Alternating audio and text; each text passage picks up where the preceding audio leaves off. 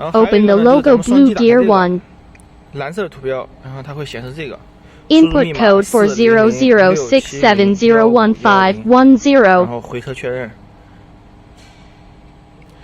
然后它有一个 Click the button module online detection. 点一下在线检测，它有一个蓝色的。Until the following dialog paragraph display detection is 在 successful. 软件里面看一下这个地方。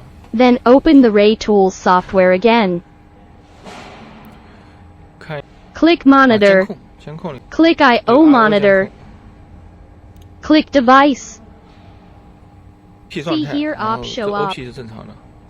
然后你前面有一个 N， Then it means 那个 devices and software 你检查 connect 这个 OK. 是正确的，就是咱们在 If op show not up, 这个 it 软件里面 means software 就 not 点检测 installed 以后它是 properly. 显示绿的。 Need to delete 然后 and 第二种 install 方法呢， software again. 就是直接 Click 电脑 computer. 地盘。 Open D drive. 地盘里面找到 Delete file SLM 给它 HMI. 删了，然后重新安装一下就可以了。 Install the software again. 软件重新安装。